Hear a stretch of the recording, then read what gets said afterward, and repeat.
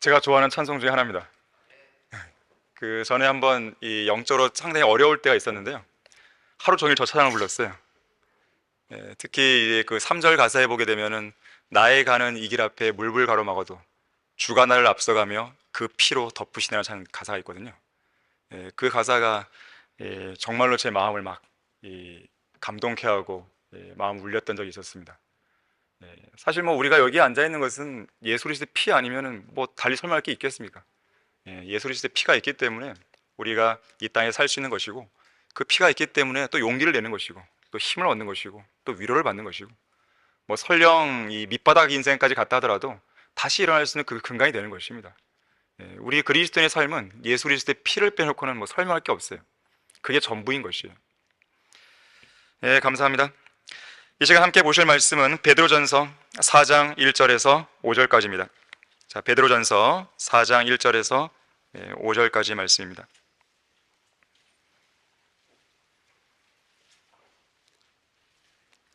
오늘 이 설교의 내용은 내가 정말로 구원받았다면 이 말씀대로 어떤 변화가 나타나야 돼요. 그것이 그리스도인의 올바른 모습입니다. 자, 4장 1절부터 5절까지 보시면, 그리스도께서 그때 우리를 위하여 육체로 고난을 받으셨으니 너희도 같은 생각으로 무장하라. 이는 육체로 고난을 받은 자는 죄로부터 단절되었음이니, 이는 그가 육체 안에서 자기의 남은 때를 더 이상 사람의 정욕을 따라 살지 않고 하나님의 뜻을 따라 살게 하려니라.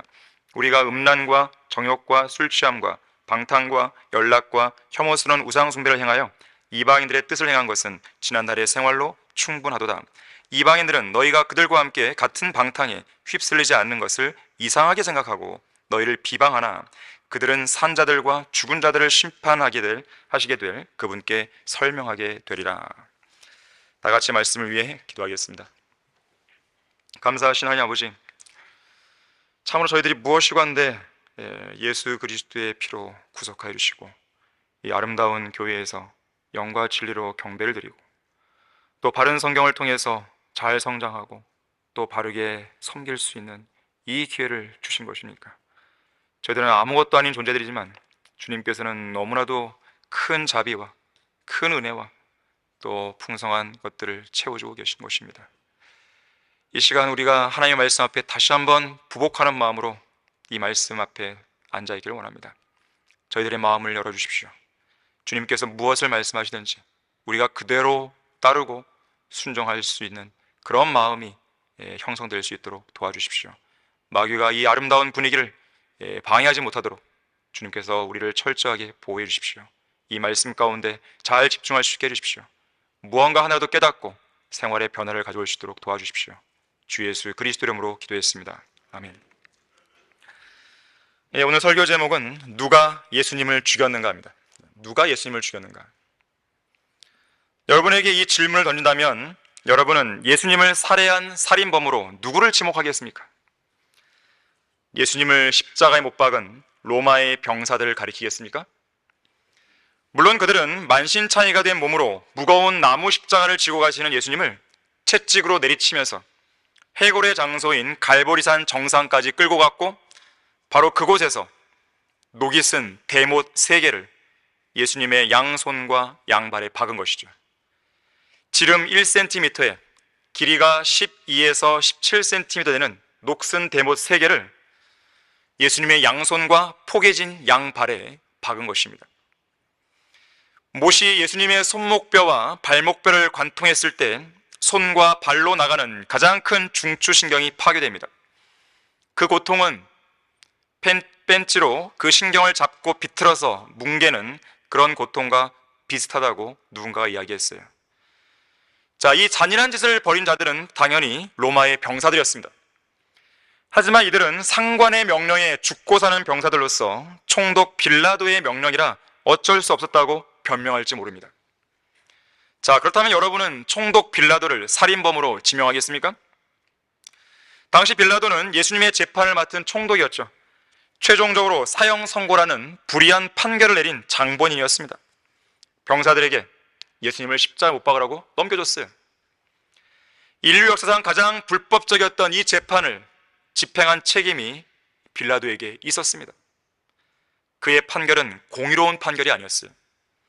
그저 유대인들의 호감을 사고 유대인들을 기쁘게 하기 위한 판결이었습니다. 모든 법을 거스르고 양심을 거스르는 그런 가장 불공정한 판결이었던 거예요. 그는 이 판결에 대해서 책임을 회피하기 위해 자신의 손을 물에 씻었죠. 그러면서 무죄하다고 말합니다. 하지만 물로 죄를 씻을 수는 없다는 걸 그는 무지했던 거예요. 그걸 몰랐던 것이죠. 하지만 이 빌라도 역시나 예수님이 사형당할 만한 어떤 죄도 저지르지 않았다는 것을 알았기 때문에 3번이나 예수님을 놓아주려 했다고 변명할지 모릅니다. 그러면서 예수님을 고소했던 유대인들, 특히나 선임 제사장들, 바리새인들, 서기관들, 관원들, 그들의 요구가 너무나 강력해서 나도 어쩔 수 없이 십자가에 못 박도록 넘겨준 것입니다. 이렇게 항변할 것이죠. 자, 그렇다면 마지막으로 예수님을 살해한 극악무도한 살인범들은 유대인들이 되는 것입니까? 물론 예수님의 죽음에 관한 유대인들의 책임이 가장 크죠.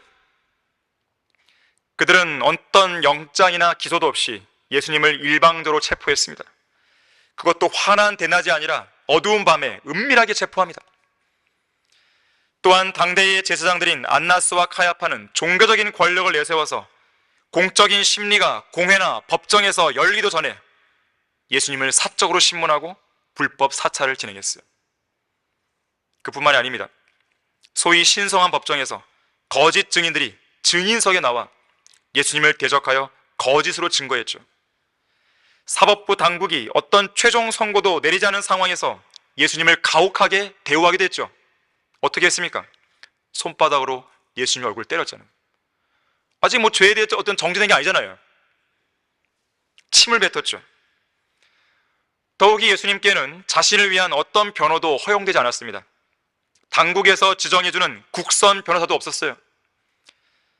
결국 예수님께서는 그분의 주장이 타당한지에 대한 어떤 조사 과정도 거치지 않은 채 붙잡히신 지 반나절도 안 돼서 속전속결로 유죄 선고가 이루어지고 그 형벌이 집행된 것이죠. 다시 말하자면 이 재판은 수단과 방법을 가리지 않고 예수님께 무조건 유죄를 선고하여 사형에 처하게 하려고 사전에 면밀하게 계산되고 조작된 재판이었던 것입니다. 불의한 재판이에요. 그래서 사도 베드로는 유대인들을 향해 이렇게 말하죠. 너희가 그를 넘겨주었고 빌라도가 놓아주기로 결심하였는데 너희가 빌라도의 면전에서 그를 부인했다고 얘기했어요. 또한 너희 모두와 이스라엘 모든 백성은 알지니 너희가 십자가에 예수님을 못 박았다고 강력하게 책망합니다. 살인범이죠. 스테반 집사도 엄중하게 꾸짖습니다. 너희 목이 굳고 마음과 귀에 할례를 받지 못한 사람들아, 너희는 그 의로우신 분을 배반한 자요 살인한 자가 되었다고 질책했습니다. 실제로 유대인들은 예수님을 십자가에 못 박으라고 부르시면서 그 무죄한 아무런 죄가 없으신 예수님의 그 피를 우리와 우리 자손에게 돌리라고 그렇게까지 말합니다. 자, 이런 사실로 밀어볼 때 유대인들에게는 어떤 변명의 여지가 없어요. 예수님을 살해한 살인죄에 대해서 변명의 여지가 없어 보입니다. 자, 우리는 드디어 예수님을 살해한 진범들을 찾아낸 것이죠. 하지만 여러분들이 한 가지 더 기억해야 됩니다. 예수님을 살해한 주범만 있는 게 아니에요. 공범도 있다는 것을 기억하셔야 됩니다. 누가 공범입니까? 바로 우리예요. 우리가 공범이에요. 우리 다 같이 사도행전 4장 27절 보겠습니다. 사도행전 4장 27절을 보시면 여기에 나오는 표현을 잘 보시길 바랍니다. 4장 27절에서 과연 주께서 기름 부으신 주의 거룩하신 아들 예수를 대적하여 헤롯과 폰티오 빌라도가 이방인들과 이스라엘 백성들과 함께 모였으니 그랬어요. 이방인들? 자, 로마의 병사들이라고 하지 않고 유독 이방인들이라고 말씀하셨어요. 왜 그럴까요? 바로 우리예요. 우리를 겨냥하신 거예요. 하나님의 아들이신 예수 그리스도를 죽인 살인자에 바로 우리 자신, 가증하고 더러운 죄인인 바로 내가 포함되어 있는 것이에요. 그래서 오늘 설교 본문 1절에서도 그리스도께서 그때 우리를 위하여 육체로 고난을 받으셨으니 그랬어요. 자, 베드로전서는 누구에게 쓴 서신이냐면 널리 흩어져 있는 타국인들, 바로 이방인들이에요. 이방인들인데 예수 그리스도를 믿고 구원받은 이방인들을 위해 쓴 서신입니다. 그래서 그리스도께서 그때 우리를 위하여 육체로 고난을 당했다고 하는 것은 바로 우리가 포함되어 있는 거예요. 한 번은 어떤 사람이 깜빡 잠이 들었다가 예수님께서 십자가에 달리신 꿈을 꿨습니다. 자, 그런데 어떤 극악무도하게 생긴 사람이 십자가 위로 올라가서 이미 박혀있는 녹슨 못 위를 커다란 망치로 쾅쾅하고 또 두드리고 있었습니다. 도대체 이 나쁜 놈이 누구야인가 하는 마음에 분개해서 그 자리에 달려갔어요. 그 범인의 얼굴을 확인해 보니까 바로 자기 자신이었습니다. 깜짝 놀라서 잠에서 깬 그는 곧바로 주님 앞에 엎드려 통곡합니다. 주님, 제게 자비를 베푸소서. 저의 죄악으로 인해 제가 주님을 못 박았습니다. 저를 용서해 주시고 저를 구원해 주십시오 라고 그랬다 그래요. 하나님의 자녀가 고난당할 때라는 책을 쓴 호레이셔스 보나르가 이렇게 말합니다. 예수 그리스도의 거룩한 피를 내가 흘리게 했네. 내가 그분을 나무에 못 박았네. 내가 하나님의 그리스도를 십자가에 못 박았고 그분을 모욕하는 일에 나도 동참했다네.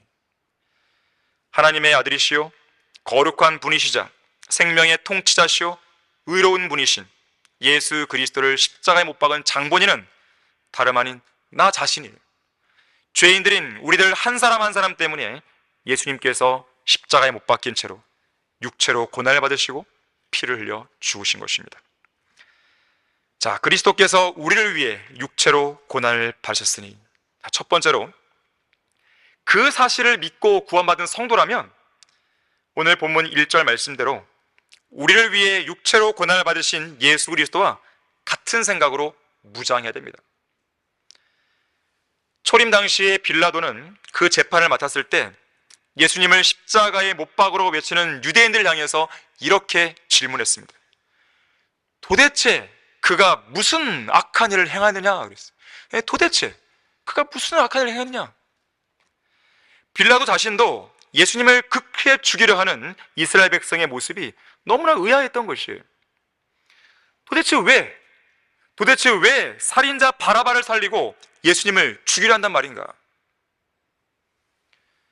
자, 이 질문은 사실상 세상 모든 죄인들을 향한 진지하고 엄숙한 질문입니다. 도대체 왜 죄 없으신 예수님께서 죽으셔야 했냐 이거예요. 도대체 왜 죄 없으신 예수님께서 더럽고 추악하고 이기적이고 죄밖에 모르고 지옥에서 영원히 고통받을 수밖에 없는 죄인들을 위해 죽으셔야 했냐 이거예요. 도대체 왜 죄인들인 우리 자신, 죄인 나 박승용을 살리기 위해서 죽으셨냐 이거예요. 왜? 그에 대한 대답은 딱 한 가지죠. 하나님께서 세상을 이처럼 사랑하셔서 그의 독생자를 주셨으니 이는 그를 믿는 사람은 누구든지 멸망하지 않고 영생을 얻게 하려 하십니다. 하나님께서 자기 아들을 세상에 보내신 것은 세상을 정죄하려 하심이 아니요 그를 통하여 세상이 구원받게 하려 하심이라 그랬어요. 자, 이것은 하나님의 사랑입니다. 이 사랑은 우리가 아직 연약하였을 때 죽으신 사랑이었어요. 우리가 아직 죄인이었을 때 죽음을 통해 증명해 보이신 사랑이었습니다. 우리가 아직 원수되었을 때 죽음을 통해 하나님과 화해시키신 사랑이었어요. 우리가 아직 죄인이었을 때 그리스도께서 우리를 위해 죽으심으로써 보여주신 사랑은 단순한 말이나 표현으로 설명할 수 있는 그런 사랑이 아닙니다. 2000년 전에 예수님께서는 십자가에 달리셨던 바로 그 순간에 가증하고 추악하고 더러운 우리 한 사람 한 사람을 다 보고 계신 거예요. 예수 그리스도께서는 하나님의 아들이시잖아요. 앞으로 되어질 일 다 아실 거 아니겠어요? 내가 누구 때문에 죽는지, 누구를 위해 죽는 것인지 그 한 사람 한 사람을 다 헤아리고 계신 거 아니겠습니까? 그런데 우리의 모습이 어떤 모습이에요? 죄악에 찌든 모습 아니었어요?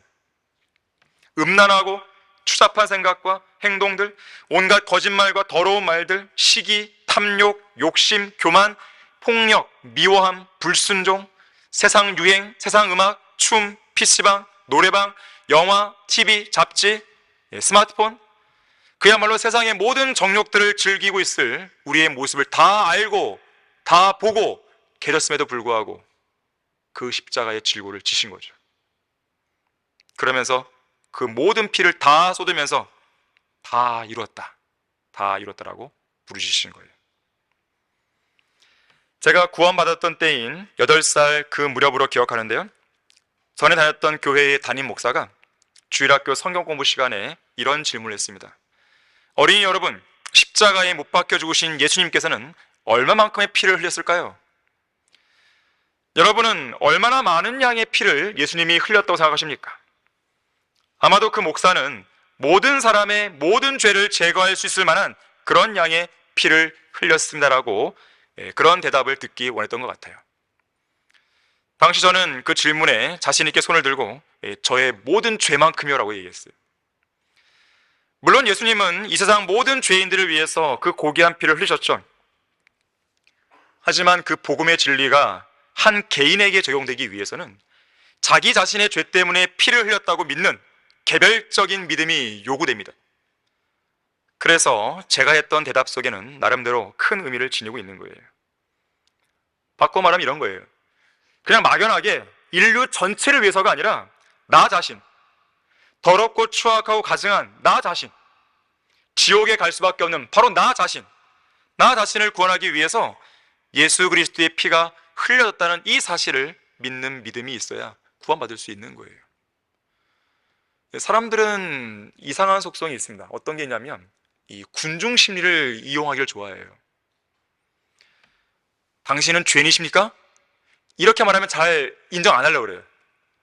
우리 모두가 죄인이죠? 당연하죠. 이때는 말을 대답합니다. 개별적으로 자기 자신에게 적용할 때는 회피하는 경향이 있습니다. 하지만 그래가지고는 구원 못 받습니다. 막연하게 그래요, 인류 전체를 위해서, 인류 전체가 다 죄인이고 인류 전체를 위해서 주님이 죽으셨죠. 이것으로는 부족해요. 바로 나예요, 나. 여러분 한 사람 한 사람이죠. 다른 사람 볼 필요도 없죠. 가증한 죄인은 바로 나였던 것이죠. 바로 나의 죄로 인해서 예수님이 십자가에 못 박힌 거 아니겠습니까? 그걸 우리는 믿고 구원받은 것이에요. 저는 그날 그 집으로 돌아오는 발걸음이요, 무척 가벼웠습니다.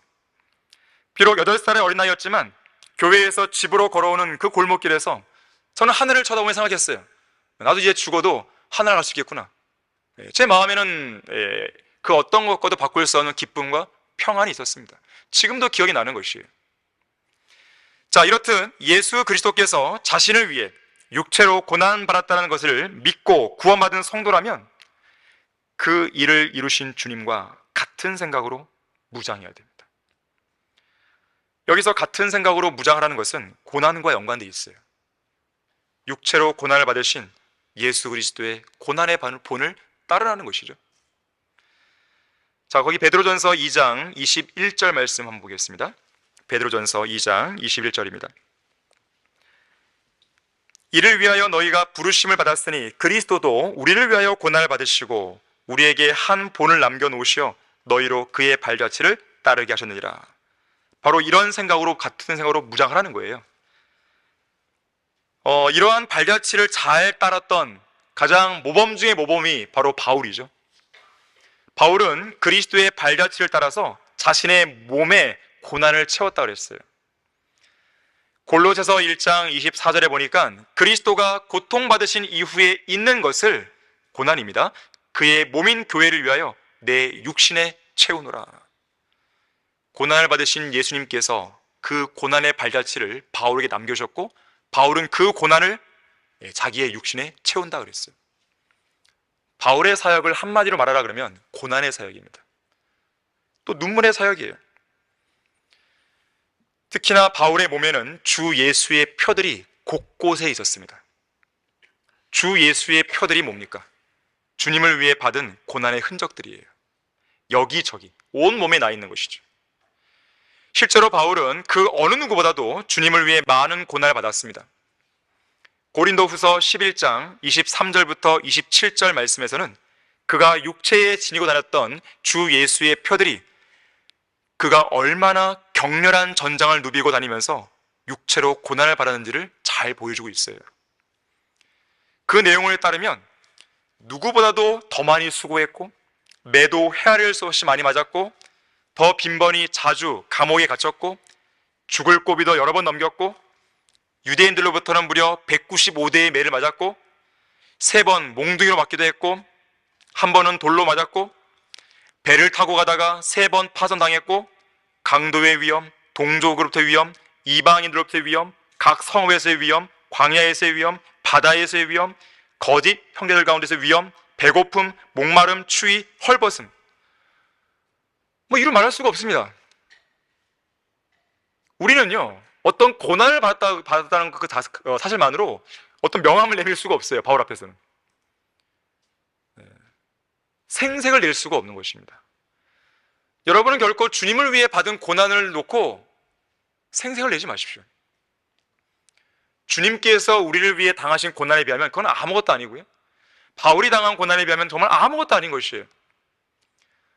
어떤 내가 받은 고난을 가지고 내가 뭔가 명함을 내밀고 생색을 내밀었다면 그건 사치예요. 그럴 자격이 없습니다. 자, 그런데 본문 1절에서는 그렇게 같은 생각으로 무장해야 되는 그 이유 중 하나로 죄로부터 단절될 수 있다는 말을 합니다. 고난받는 그리스도인들이 죄를 생각하겠습니까? 그건 정상적인 생각이 아니죠. 그래서 고난은 많은 유익이 있는데 우리로 하여금 죄로부터 온전히 성별할 수 있는 유익을 주는 거예요. 육체로 고난을 받게 되면 죄를 지었다가도 당장 그만두죠. 그리스도인은 자기가 병에 걸리면요 가장 먼저 생각해 뭐냐면 내가 뭘 잘못했지? 이거부터 돌아봅니다. 저도 그런 거예요. 저는 저의 질병뿐만 아니라 저의 가족이, 제 아내나 또 제 아이들이 병에 걸리면 먼저 저 자신을 돌아봅니다. 뭘 잘못했을까? 하나님 앞에 뭘 내가 실수했을까? 뭘 간과했을까? 이걸 먼저 생각합니다. 그리고 하나님께서 떠올리게 해주시는 그런 죄들이 있다면 즉시로 자백하는 거예요. 빨리 버리는 것이죠. 그것이 그리스도인의 모습이에요. 그게 그리스도인입니다. 고난이 왔을 때에, 그런 어떤 어려움이 왔을 때에 즉시로 자신을 돌아보며 죄로부터 더욱더 성별하는 삶으로 나아가는 것이에요. 바로 그것이 승리의 삶으로 회복하는 첫 단추를 끼는 작업이에요. 그리스도인은 고난에 처하면 처할수록 육신적인 정욕보다는 하나님의 뜻을 따라 살려고 하는 욕구가 더 강하게 생깁니다.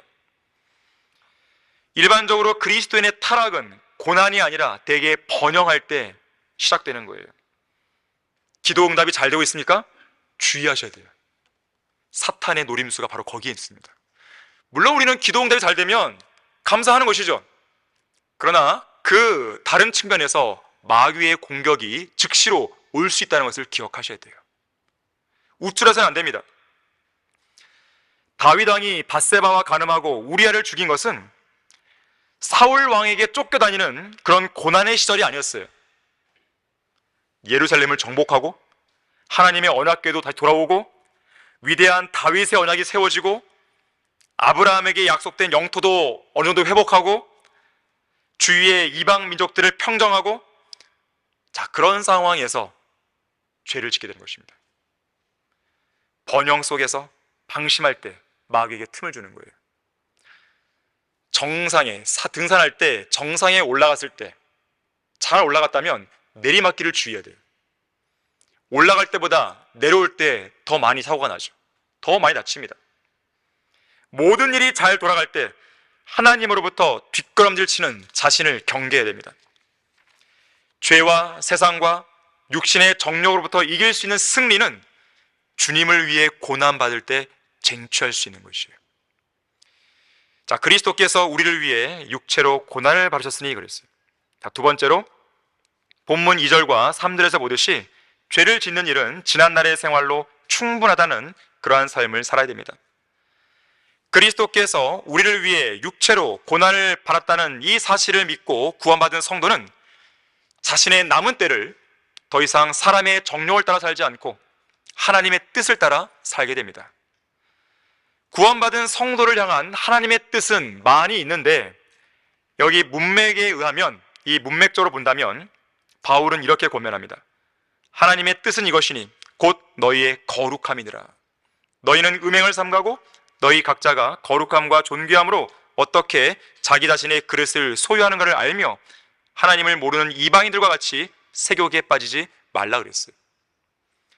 사도 베드로도요, 너희를 부르신 그분께서 거룩하신 것처럼 너희도 모든 행실에 거룩하라. 이는 기록되기를 내가 거룩하니 너희도 거룩하라고 하시기 때문이라 그랬어요. 우리의 마음속에서 주 하나님을 거룩하게 여기라고 베드로전서 3장 15절에서 말씀하고 있습니다. 하나님을 거룩하게 여기라는 거예요. 내가 거룩할 뿐만 아니라 나의 삶에 있어서 거룩한 삶을 영위할 뿐만 아니라 내 마음속에서 하나님을 거룩하게 여기라고 그랬어요. 이 성경에서 거룩하다라는 단어의 용례는 무언가 어떤 특별한 목적, 특별한 용도에 쓰기 위해서 따로 구별해 놓는 거예요. 이 용례를 적용해 본다면 하나님을 거룩하게 여기라는 말은 하나님과 세상에 있는 어떤 다른 잡다한 것들과 섞어서 생각하지 말라는 거예요. 오직 하나님만을 생각하고 하나님만을 사랑하고 하나님만을 위해 살고 하나님만을 두려워하고 하나님만을 신뢰하라는 것이죠. 하나님과 세상을 동시에 사랑하라, 그게 아니에요. 하나님과 세상을 동시에 생각하라, 하나님과 세상을 위해서 동시에 일하라, 그런 말이 아닙니다. 하나님과 세상을 동시에 신뢰하라, 그것이 아니에요. 섞지 마세요. 하나님은 그것을 정말 싫어하시는 것입니다. 자기가 한 일을 가지고 하나님이 주셨습니다, 이렇게 하면 안 돼요. 세상 교회들을 보세요. 자기들이 돈 벌고 헌금으로 이 교인들의 헌금을 가지고 이 재물 죄송합니다, 재물을 축적하고, 그런 가운데에 그걸 가지고 하나님이 해줬다, 이렇게 얘기하는 것이에요. 하나님이 싫어하시는 것이에요. 가증스럽게 생각하시는 거예요. 하나님께서 이루신 일을 그걸 가지고 간증을 해야 되죠. 세상적으로 자기가 어떤 노력을 해서 이룬 거 가지고 하나님이셨어요, 기도도 안 하면서, 그거는 간증이 아닙니다. 제가 제일 싫어하는 간증 중에 하나는 뭐냐면 자기 연민에 빠진 간증이에요. 그건 간증이 아니에요. 간증은 하나님을 높이는 겁니다. 하나님께서 어떤 분이신지 보여드리는 거예요. 하나님께서 나를 통해 하신 일을 있는 그대로 보여주는 거예요. 그런데 자기 연민에 빠진 어떤 이야기는요, 그건 간증이 아니에요. 결코 여러분들은 그걸 가지고 간증이라고 말하면 안 됩니다. 간증도 제대로 하셔야 돼요.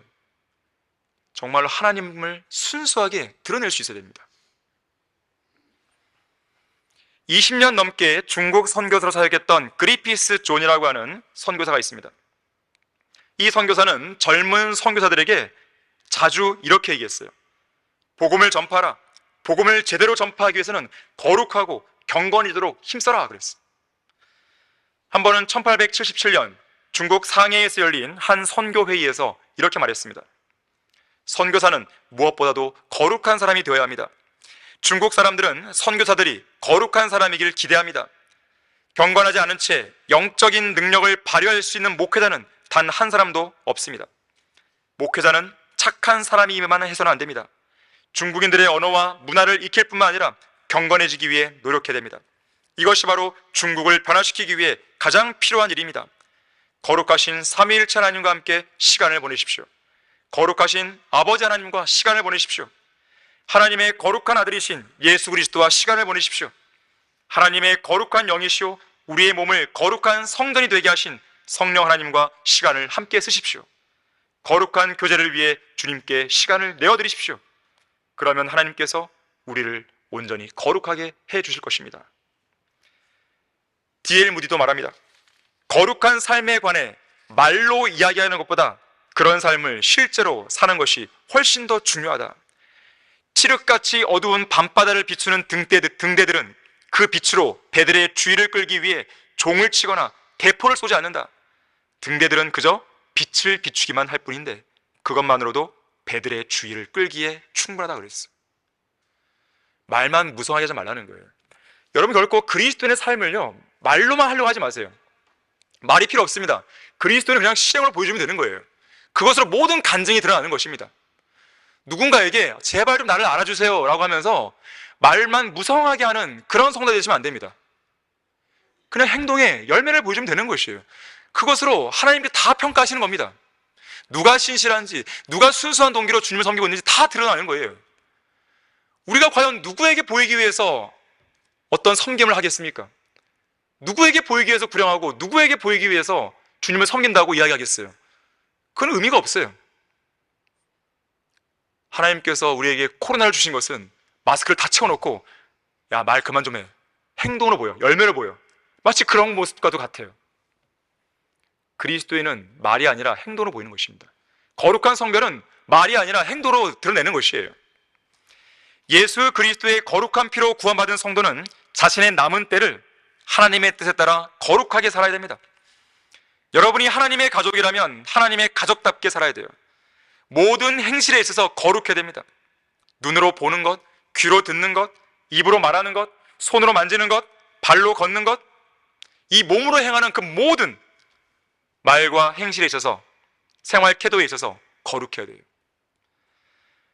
교회 안에서의 생활과 교회 바깥에서의 생활이 달라서는 안 됩니다. 그건 위선이에요. 내가 혼자 있을 때의 신앙생활과 지체들과 함께 있을 때의 신앙생활이 달라서는 안 됩니다. 지체들과 함께 있을 때는 믿음의 용기를 발휘하는데 혼자 있을 때는 비겁자가 되어버리는 것, 그거는 위선이죠. 여러분의 직장생활과 여러분의 교회생활이 달라서는 안 되겠죠. 여러분의 학교생활과 직장생활이 달라서는 안 되겠죠. 교회생활이 달라서는 안 되겠죠. 여러분의 가정 안에서의 생활과 교회 안에서의 생활이 달라서는 안 되겠죠. 특히 오늘 본문 3절에서는 음란과 정욕과 술취함과 방탕과 연락과 혐오스러운 우상숭배를 행하여 이방인들의 뜻을 행한 것은, 하나님의 뜻이 아니죠. 이방인들의 뜻을 행한 것은 지난날의 생활로 충분하도다. 이방인들의 뜻이 뭡니까? 거룩하지 않은 삶이에요. 죄악에 찌든 삶이죠. 자신이 구원받은 때가 언제건 간에 우리가 죄악 가운데 뒹굴었던 삶은 이미 충분해요. 지난날의 생활로. 나이가 어리건 나이가 많이 들었건 관계없습니다. 이미 우리는 충분히 죄 가운데 뒹구는 것이요, 아직도 죄를 짓는 지난날의 삶이 여전히 부족했다고 생각하는 성도가 있다면 그 사람은 이상한 사람이에요. 얼마나 더 죄를 지어야 충분할까요? 여전히 충분하지 않다고 생각하는 그 죄가 예수 그리스도를 십자가에 못 박았다는 사실을 잊어버려서는 안 됩니다. 그걸 고의로 무시하면 안 되는 것이죠. 죄의 낙과 쾌락을 즐기며 죄의 진창 속에 뒹굴었던 삶은 더 이상 반복할 이유도 없고 반복할 필요도 없는 거예요. 성도들이라면 당연히 지난날의 행실들을 부끄럽게 여길 것이에요. 아마 부끄럽게 여길 것입니다. 내가 과거에 그러고 살았단 말이야? 하지만 너무나 많은 성도들이 그렇게 부끄럽게 여기는 것만큼이나 그러한 행실로부터 빠르게 돌아서지 않고 있어요.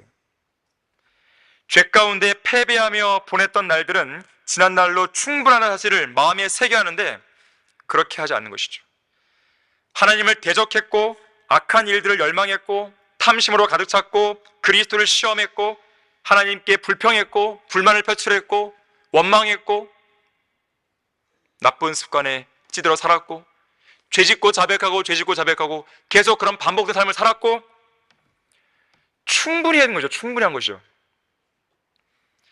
이스라엘 백성들이 왜 광야에서 많은 사람들이 죽었습니까? 이 충분하다는 진리를 배우지 못한 거예요.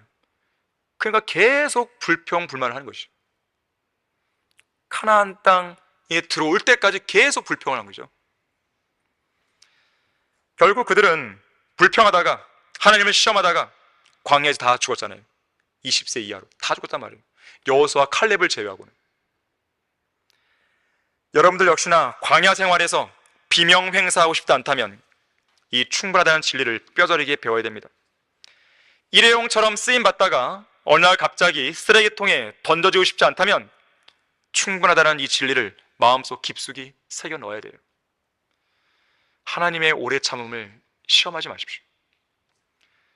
오늘날에는 언제가도 말씀드렸지만 출애굽 당시에 이집트의 파라오가 그랬던 것처럼 개구리와 하룻밤만 더 자기를 원하는 그리스도인들이 너무 많은 거예요. 개구리와 하룻밤만 더. 여러분 개구리를 좋아하십니까? 이 동심으로 돌아가면은 뭐 개구리를 좋아하기도 하죠. 개구리를 키워보고 싶기도 하고. 하지만 성인이 되고 나면 개구리의 그 습성을 알고 개구리의 그런 생리를 알기 때문에 개구리와 하룻밤을 자고 싶은 마음은 없어지죠. 파라오는요, 이 충분하다는 진리를 깨우치지 못했기 때문에 그가 다스리는 그 왕국 이집트를 파멸로 이끌죠. 심지어 자신과 자신의 군대를 홍해 안에 수장시켜 버리는 거 아니겠습니까? 하나님께서 이스라엘 백성들을 보내지 않는 이집트와 파라오를 개구리 재앙으로 치셨을 때 파라오는 그 개구리 때문에 못 견뎠어요. 너무 괴로웠어요. 잠자는 침상에도 개구리가 있고, 이불 속에도 있고, 베개 밑에도 있고, 밥 먹는 식탁에도, 밥그릇에도, 국그릇에도, 숟가락 위에도, 물컵에도 개구리가 들락날락 하는 것이죠. 옷장에도 있고, 가방에도 있고, 세면대 수도꼭지 위에서도 개구리가 눈을 마주치고, 여기저기서 개구리들의 우렁찬 목소리가 밤낮으로 시끄럽게 그를 무척 괴롭히겠죠. 이 강화 쉼터에, 강화에 있으면 개구리 소리가 자주 납니다. 개구리 소리가. 하지만 저는 뭐 이렇게 예민한 사람이 아니라서 그냥 잠을 자는데, 정말 이게 한번 이렇게 예민할 때가 있으면 정말 개구리 소리가 시끄럽게 들려요. 그래서 파라오는요, 이 개구리를 치워주면 백성들을 보내주겠다고 모세에게 말을 해요. 하지만 모세가 언제 치워줄까요? 라는 질문에 지금 당장이 아니고 내일이에요, 내일. 왜 오늘이 아니죠? 왜 지금 당장이 아니죠? 여전히 파라오의 마음속에는요, 개구리 문제를 떠나서 그의 완고함을 버릴 의향이 없는 거죠. 지긋지긋하고 냄새나고 가증스럽고 끈적끈적하고 기분을 불쾌하게 만드는 개구리를 지금 당장 치워달라고 하지 않는 것이에요. 이스라엘 백성들을 보내줄 마음이 없기 때문에 그런 것입니다. 이런 파라오의 마음은 오늘날 죄와 세상을 너무 사랑한 나머지 지난날의 죄들을 지금 당장 그만두지 못하는 현대 그리스도인들에게서 자주 볼 수 있습니다. 왜 지금 당장 그 죄를 끊지 못하냐 이거예요. 왜 내일까지 붙들고 있으려 하냐 이거죠. 죄악으로 인한 악순환의 고리를 지금이라도 당장 끊어버릴 수 있어야 되는데 그렇게 안 하는 거예요. 베데스다 연못 근처에서 아무런 소망 없이 38년 동안 병을 앓던 사람이 있었잖아요.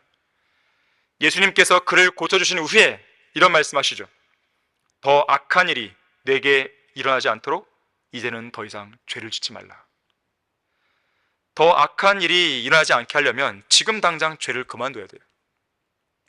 믿음 없이 행했던 날들, 진리의 말씀을 공부하지 않았던 날들, 말씀을 멀리하고 기도에 게을리했던 날들, 세상적으로 살았고 육신적으로 살았던 날들, 불평하고 감사하지 않았던 날들, 복음 전파에 게을리했던 날들, 육신적으로 자랑할 만한 것들을 주님을 위해서 포기하지 않았던 그런 날들, 자, 그런 날들은 지난 날들로 충분합니다.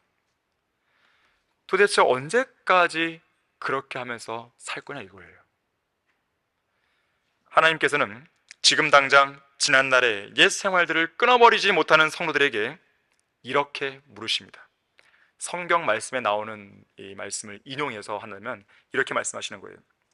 너희가 언제까지 나의 계명들과 나의 법도들을 지키기를 거부하겠느냐? 언제까지 나를 진노케 하겠느냐? 너희가 언제까지 나의 영광을 수치로 바꾸겠느냐? 언제까지 헛된 것을 사랑하고 거짓을 찾아다니겠느냐? 오 게으른 자여, 내가 언제까지 자겠느냐? 언제 잠에서 깨어 일어나겠느냐? 오 너 타락한 딸아, 언제까지 방황하겠느냐? 오 믿음이 없고 비뚤어진 세대여, 언제까지 내가 너희를 참아야 하겠느냐? 언제까지? 스스로에게 물어보세요. 스스로에게. 내가 왜 언제까지 이러고 살아야 되지? 내가 언제까지 세상 사람들을 위해 살아야 되지? 내가 언제까지 세상 직장에서 아예 거기에 파묻혀 살아야 되지? 내가 언제까지 이 나쁜 습관을 계속 붙들고 살아야 되지? 언제까지? 주님 오실 때까지요? 진지하게 물어보셔야 돼요. 스스로에게 물어보셔야 됩니다. 그리고 스스로 답을 내리셔야 돼요. 그래, 지금 당장 내가 끊어버리겠다. 하나님의 능력으로 주님 도와주십시오. 이 기도가 나와야 되는 것이죠. 그리스도께서 우리를 위해 육체로 고난을 받으셨으니, 마지막 세 번째로 심판하시는 분 앞에서 설명해야 할 날이 다가오고 있다는 것을 기억해야 돼요. 4절과 5절이죠. 이방인들은 너희가 그들과 함께 같은 방탕에 휩쓸리지 않는 것을 이상하게 생각하고 너희를 비방하나 그들은 산자들과 죽은 자들을 심판하시게 될 그분께 설명하게 되리라. 세상 사람들은 우리를 이해하지 못합니다. 우리 그리스도인들을 이해하지 못해요. 구원받은 그리스도인들이 지니고 있는 인생 가치관이나 삶의 방식, 그런 자세에 대해 이해 못합니다. 이상하게 생각해요. 이런 삶이 무슨 재미가 있냐 이거죠. 그래도 뭐 술을 마시면서 이야기해야 인생사를 이해할 수 있는데, 아니 어떻게 뭐 과자부설이나 먹고 같이 밥이나 먹으면서 어떻게 그렇게 해서 서로 이렇게 허심탄회 이해할 수 있어? 무슨 재미가 있어? 이런단 말이에요. 그들은 우리가 주일 아침 성경 공부에 참여하고 오전과 오후에 2번의 예배를 드리고 수요 기도회로 모여 함께 찬양하고 기도하고 설교를 듣는 걸 이상하게 여깁니다. 킹제임스 성경 신학교에서 성경을 체계적으로 폭넓게 공부하고 강화 성경연수원에서 성경을 집약해서 배우고 거리에서 설교하고 구령하고 특히 휴일에 전국을 순회하면서 복음을 전파하러 다니는 것을 좀처럼 이해하지 못하는 거예요. 지난 10월 3일에는 장년부에서 그걸 설교했잖아요. 비록 비가 오긴 했어도 2팀은 설교했단 말이에요. 구령했단 말이에요. 내일 또 청년부가 나가잖아요. 사람들이 이해하겠습니까? 이거를? 주일날 낚시하러 가고 골프 치고 등산, 여행 등을 즐기지 않는 우리의 모습이 도무지 납득이 안 되는 거예요. 세상 교인들 보세요.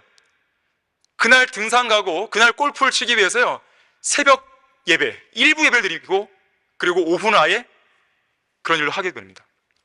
교회들을 이렇게 만드는 거예요. 장을 만드는 거예요. 아, 당신 오늘 골프 간다고요? 일부 예배 드려오세요. 우리 교회는요, 1부 예배, 2부 예배, 3부 예배, 4부 예배, 7부 예배까지 있습니다. 선택하십시오. 선택하십시오. 1부 예배만 들어도 됩니다. 7부 예배만 들어도 됩니다. 아침에 바쁘세요? 저는 늦게 오세요. 이것이 세상 교회입니다. 왜 그들이 그렇게 많은 예배를 드릴까요? 그것 때문에 그런 거예요. 교인들을 계속 붙잡고 싶은 것이고 사람들을 더 많이 끌어모으기 위한 것이고 돈을 벌기 위한 것이에요. 결국에는.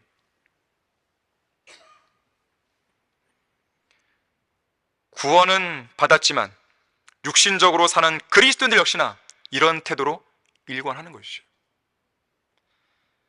우리는 1부 예배와 2부 예배 중 선택하세요.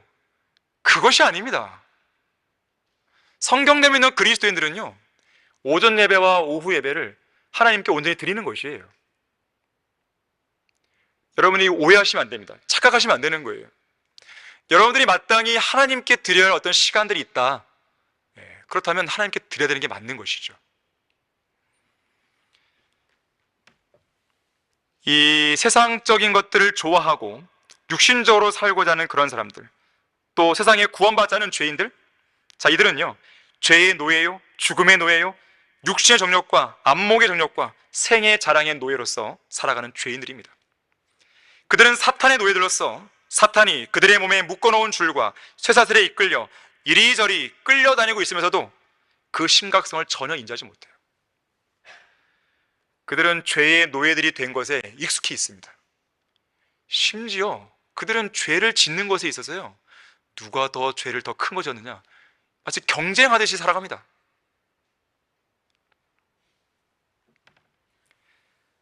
더욱 놀라운 것은 이런 죄인들에게는 자기들이 죄의 노예라는 사실에 대한 자각이 없어요.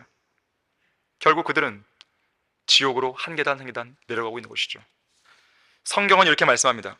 그러므로 내가 이것을 말하고 주 안에서 증거하노니 너희는 더 이상 다른 이방인들처럼 허망한 마음으로 행하지 말라. 그들 마음의 완고함 때문에 그들 안에 있는 무지를 통하여 하나님의 생명에서 멀리 떨어졌고 그들의 명철은 어두워졌으며 감각을 상실하여 자신을 방탕에 내어주어 욕심으로 모든 불결한 것을 행하느니라 그랬어요. 그래서 그들은 죄를 지어도 생각 안 하는 거예요. 그들 스스로 마귀에게 점유당한 것조차 모릅니다.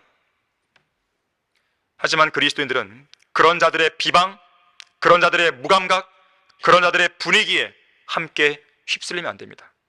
그러한 죄들을 단호하게 거절해야 돼요. 그러한 분위기에 억압당해서도 안 됩니다. 밀려나서도 안 되고 위축당해서도 안 돼요. 결코 가서는 안 될 자리에 그들과 함께 앉아 있으면 안 됩니다. 오히려 성경은 성도들에게 그런 죄들과 어두운 일들에 대해 책망하라고까지 말씀하고 있어요. 그런 세상적인 것들보다 더 고상하고 더 영적이고 더 좋은 것들이 있는데 뭐하러 그런 육신적이고 더러운 일들을 행하냐고 우리는 오히려 이야기할 수 있어야 돼요. 그들의 기분에 맞춰줄 생각하지 마십시오. 그런 것들은 주님께서 원하시는 것이 아니라 하나님께서 불쾌하게 여기신다고 단호하게 이야기할 수 있어야 돼요. 그렇게 할 수 있겠습니까?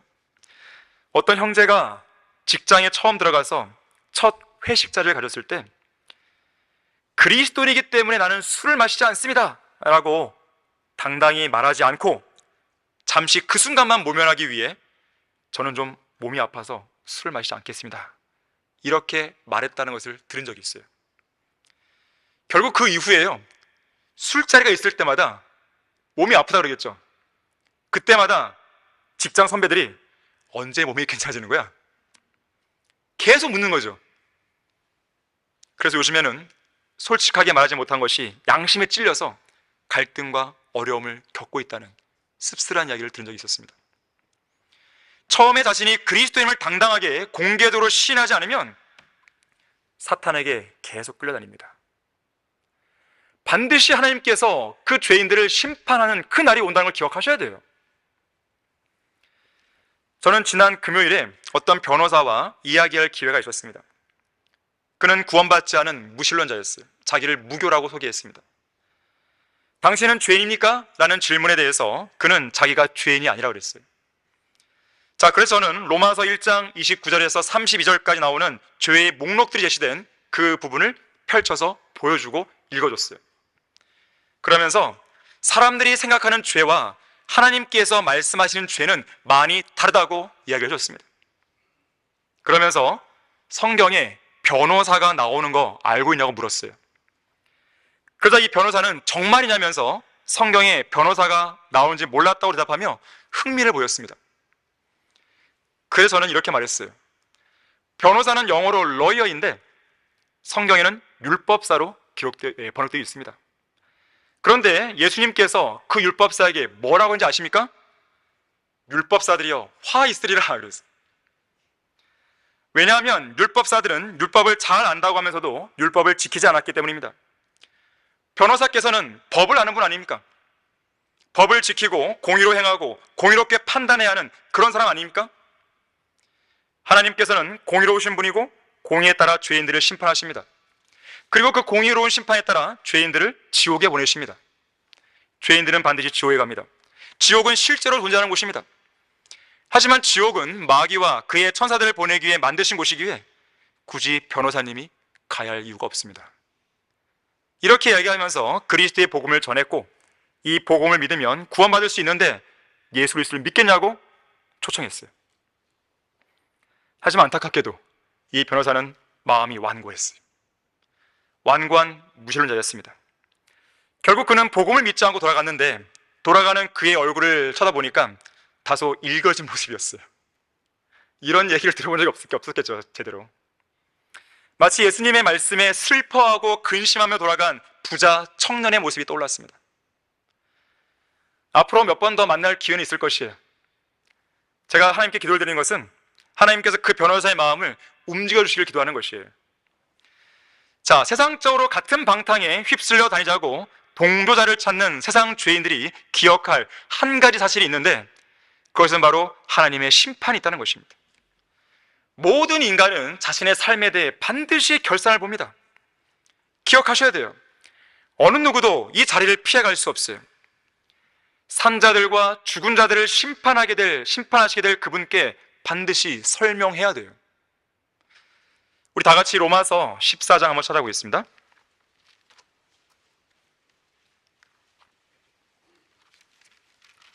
로마서 14장 10절 11절 말씀 보세요.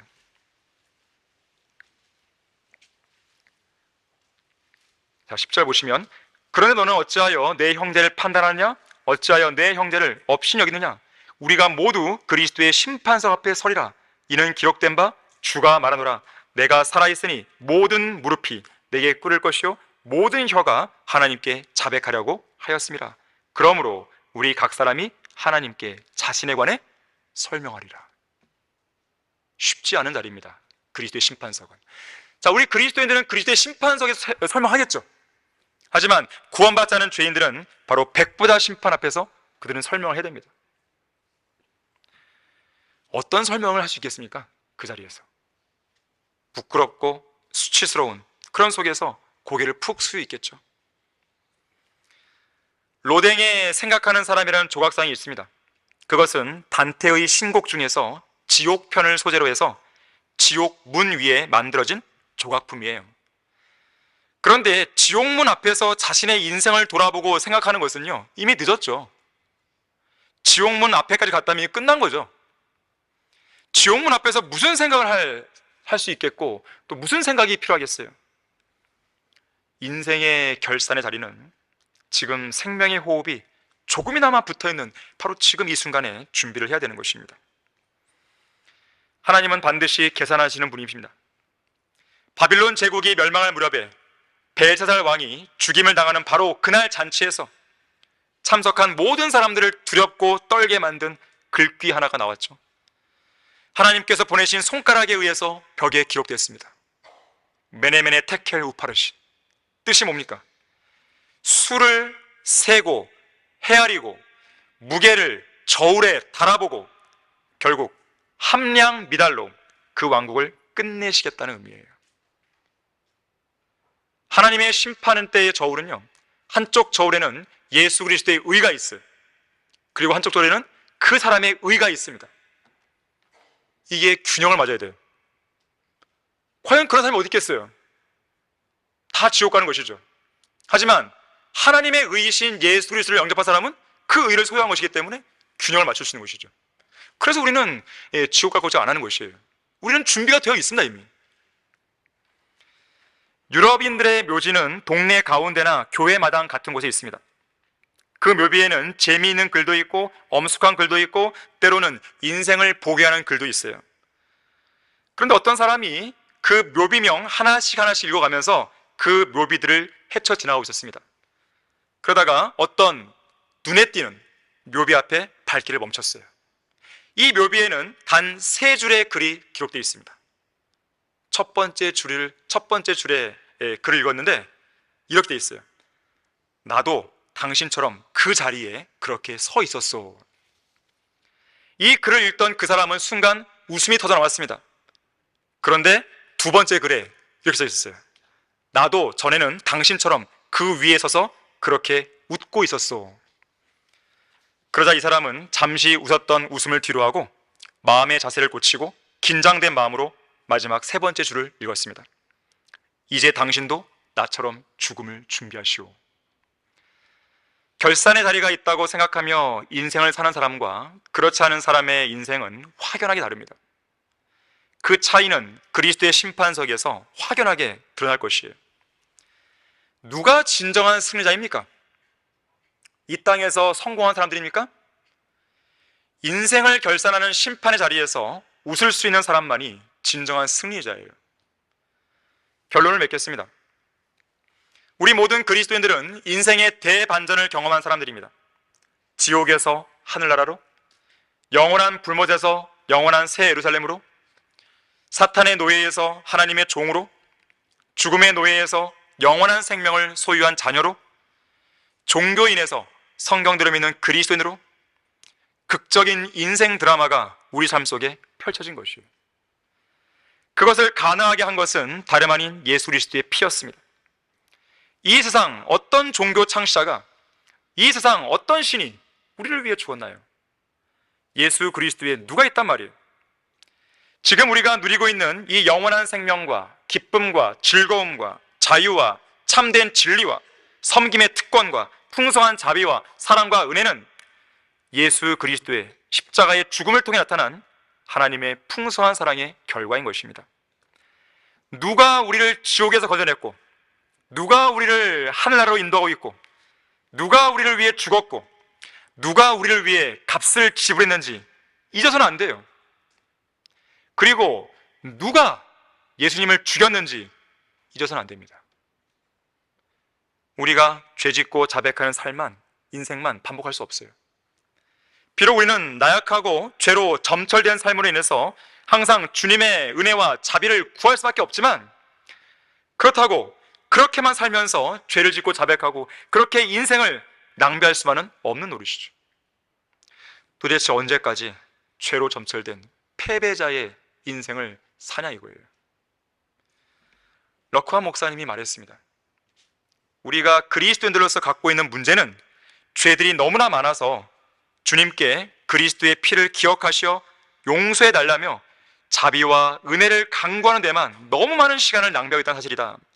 이로 인해서 우리가 마땅히 드려야 할 찬양과 섬김과 헌신을 주님께 드리지 못하고 있다.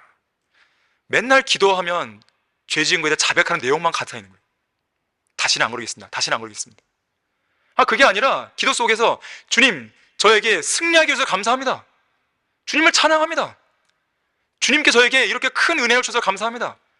감사와 찬양으로 넘쳐야 할 기도가 자백이나 이것 주세요, 저것 주세요, 이것으로만 넘쳐야 하는 것이죠. 우리가 습관적으로 반복하는 죄, 고질적으로 넘어지는 죄, 우리를 쉽게 에워싸는 죄, 바로 그 추악하고 더럽고 가증한 죄를 위해 예수님께서 십자가에서 피 흘려 죽었음을 기억해야 됩니다. 다른 사람도 아닌 바로 여러분 자신이 즐기고 있는 바로 그 죄 때문에 예수님이 죽으셨음을 기억하셔야 돼요.